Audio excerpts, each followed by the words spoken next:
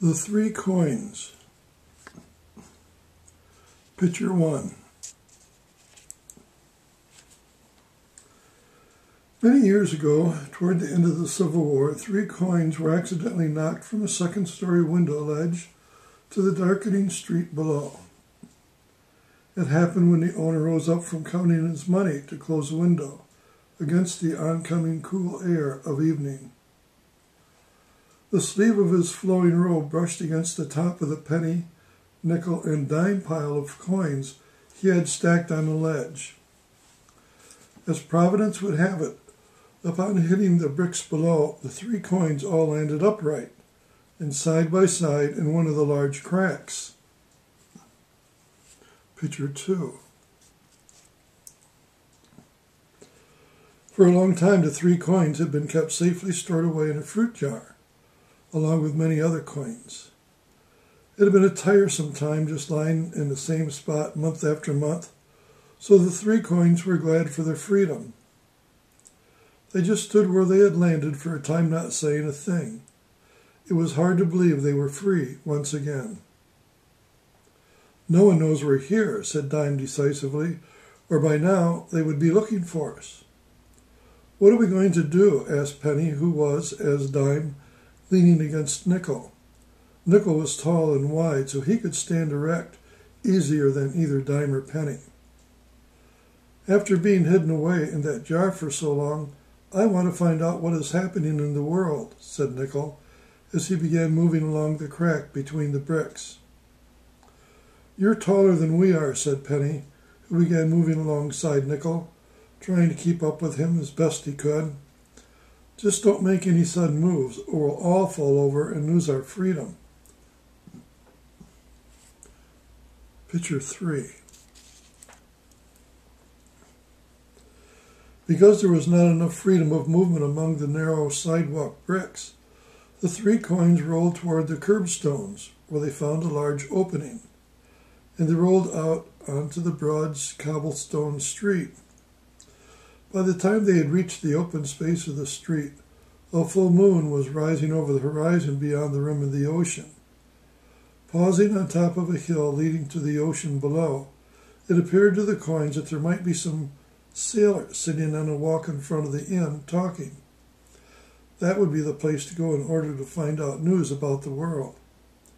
Immediately the coins carefully began to zigzag back and forth down the hill among the stones until they neared the inn. Picture 4. Instead of finding sailors telling stories, they saw a mother with her son on her lap and a small daughter sitting close beside her for warmth. "Mama, I'm hungry," said the small voice of the small boy. They could see the mother with her head bent over her son, trying to comfort him with her words. Her little girl, though older than her brother, was still a little girl, and seemed thankful her mother's arm was about her shoulder, holding her close. "Couldn't we go to Grandpa's place tonight?" asked the girl in her small, sorrowful voice. "I know you're cold and hungry, sweetheart," said the mother softly. "So are Robbie and I. We'll try to get to Grandpa's tomorrow.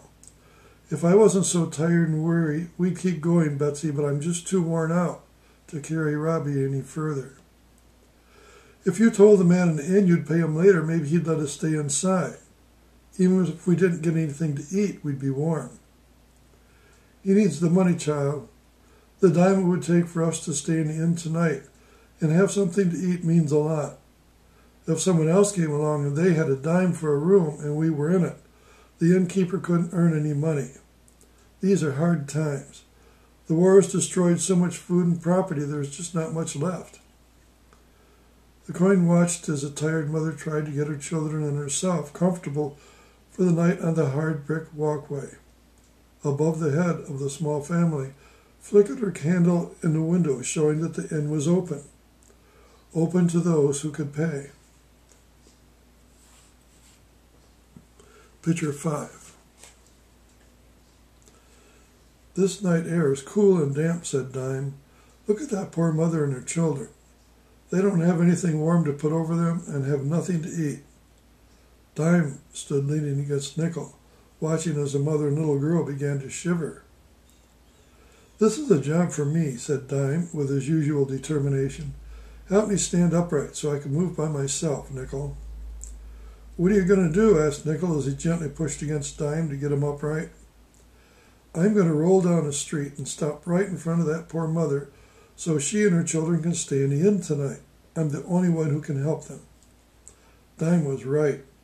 Penny couldn't pay for the little family to stay in the inn and have something to eat. Neither could Nickel. Only Dime could help. "It's going to be difficult getting along without you," said Nickel as he pushed against Dime a little bit more till he stood upright. "You're needed to help Penny and myself stay balanced. But you're doing a brave thing, giving up your freedom, and I wish you Godspeed." "Me too," said Penny, as the two of them watched the now upright Dime begin to move away, going faster all the time. Soon he was where he wanted to be, and began teetering one way and then the other as he slowed down. Then he stopped altogether and fell against a large stone. The moonlight shone as a silvery beacon as it reflected off the face of Dime. "Mama, that looks like a dime that just rolled down the street and stopped by that stone," said the little girl as she looked out of tired eyes that were too tired to sleep. The mother looked up from bending over her son and saw the shining dime glistening in the moonlight. Penny and Nickel could see Dime as he lay in the street, glowing with a glow that dimes normally don't have. "Where did it come from?" asked the mother as she rose up from where she was sitting, going over to pick it up. "It just came rolling down the street between the stones and stopped right there," said the little girl with excitement in her voice as she thought of being able to go into the inn and getting out of the cold. "A dime doesn't just roll down the street by itself," said the amazed mother, as she looked about and saw the street was deserted, except for themselves. "Maybe God sent it," came the voice of a sleepy little boy as he tried to solve the problem for his mother. "Can we go inside now?" Without saying another word, the thankful mother helped her daughter to her feet, and the three of them went inside the warm inn for the night. Picture 6.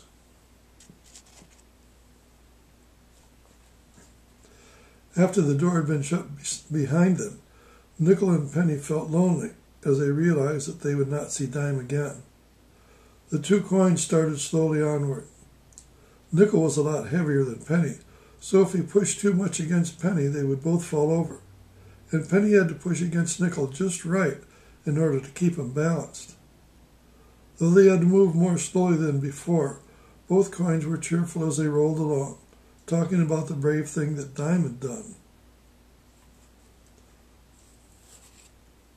Picture 7.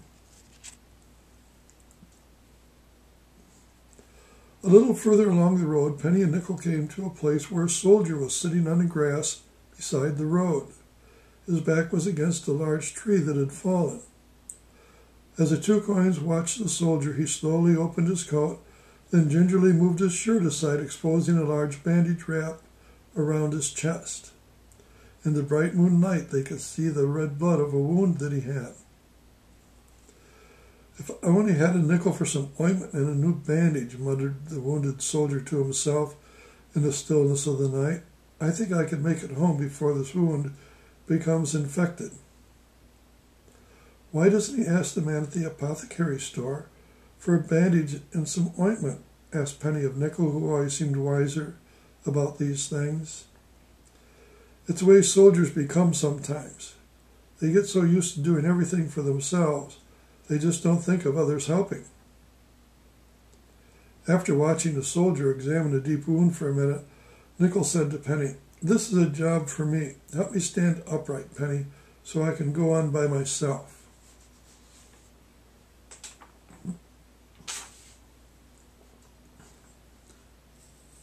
Picture 8.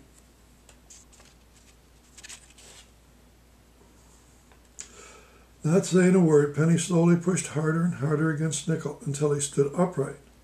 Then Penny felt him begin to move away. Faster and faster Nickel moved down the street toward a large flat rock he had seen near the soldier. Right up to the rock he went as fast as he could. Nickel hit the edge of it and bounced high in the air, flipping over and over as he did. It was just what he wanted. When he landed on top of the hard, flat rock, he made a small ringing noise, just loud enough that the soldier looked up to see what had caused it. There he saw Nickel lying on top of the rock, glimmering in the moonlight, just as Dime had. "What is that?" asked the soldier of himself, as he watched Nickel for a minute, trying to decide if it was worth the effort to find out or not. Finally, moving slowly due to the loss of blood, the soldier went to where Nickel lay and picked him up. He didn't bother to question how it happened that Nickel was on the rock. Because of a high fever, his only realization was that in the morning he could buy a new bandage and some ointment that he needed. That was all that he cared about. Picture 9.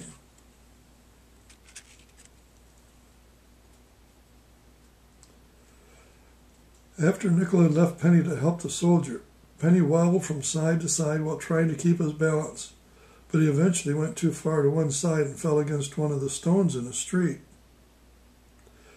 "Here I am again," thought Penny to himself, "just like when I was in the jar. I lay here unable to help anyone." Penny began to feel sorry for himself. He was just a copper penny, the least of all the coins. There wasn't anything he could do for anyone. Then Penny had a good thought about Dime and Nickel.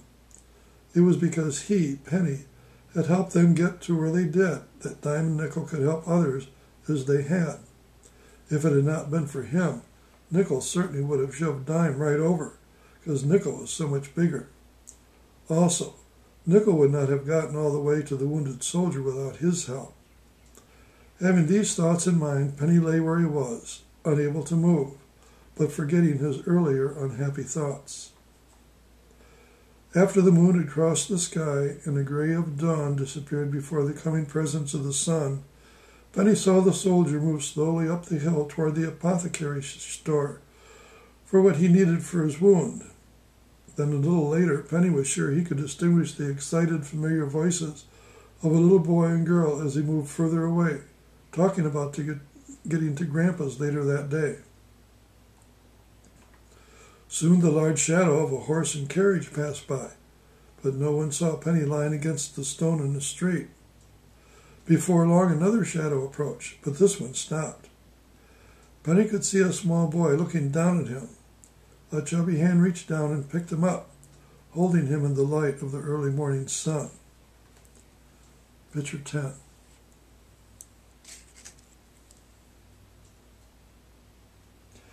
"At first I thought you were a $5 gold piece because of the way you shone in the sun," said the little boy to Penny. "Though you're only a penny, you're just as good as gold to me." And the small boy hurried off to the bake shop. "I'm sorry, son," said the baker as he looked down across the counter at the small barefoot boy that just came in. "If you come back this evening and there's any bread left, I'll give you some. I just can't give my bread away and feed my family too," said the baker with a note of sorrow in his voice as he looked at the small boy who usually came in once a day asking for free bread. "I have a penny," said the small boy happily as he held Penny up in his open hand for the baker to see. At first the baker didn't say a thing as he stared at the penny glowing in the small boy's hand. "That's odd," he said as he reached out and took the coin while handing to the hungry boy the largest penny loaf of bread he had. "The way this penny shines, I was sure it was a gold coin." There are a few lessons to emphasize. First, it is necessary for one to give up their liberty in some manner to help another. That which is given up might be time or it might be money. A Christian is free to do as he wishes, but he is to wish to help others. Secondly, the amount of good done is dependent upon the willingness of a person to help another, and not upon what their outward appearance is. If one gives a little with a sincere desire to help another, it means just as much as a person who gives much and having the same desire. For that which is given from the heart is the important part of a gift.